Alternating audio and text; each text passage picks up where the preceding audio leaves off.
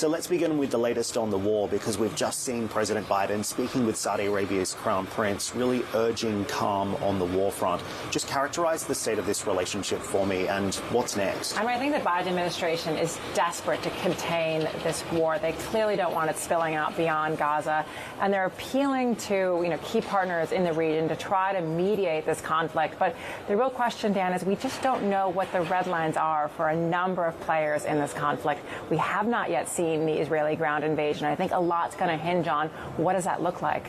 Exactly. And so what is the calculus now on the risk of a wider escalation here? Could we see non-state actors being drawn in and perhaps this conflict spilling over? I think we also have to watch what's happening with U.S. troops in the region. We've had a number of attacks on U.S. forces in Syria, in Iraq. And when you think about the sort of U.S. force posture, we've deployed more assets to the region. And I worry about what's the tripwire for some type of bigger conflict. It seems as if the conversation around an Israeli ground operation is cooling off, though. Is that the read that you have as well? Certainly it looks like the United States is trying to delay an Israeli ground operation because they want to get out the hostages. They want to get out the hundreds of Americans that are trapped in Gaza. But the question is this inevitable? It's going to be postponed indefinitely.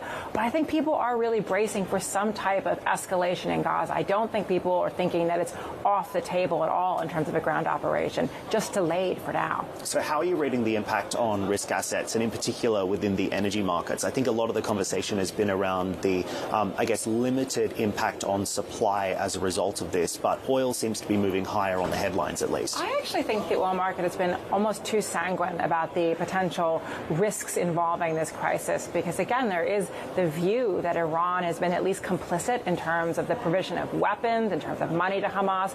Others have written that Iran may have actually played a role in organizing October 7. So I do think if this conflict widens, there is a real risk that you could see some type of involvement with Iran. Again, we're not there yet, but I think a lot's going to hinge on what does a potential ground operation look like? What type of imagery comes from that? What is the view in the region about what is happening there? So stopping the Iranian proxies would perhaps be one part of the US and Western strategy here. Maybe that would involve increasing sanctions on Iran or attempting to curb those oil flows. Is that part of the calculus as well? That is what we're talking about. Because, again, Iranian exports have climbed to almost pre-2018 levels. They've basically risen by about 700,000 barrels this year.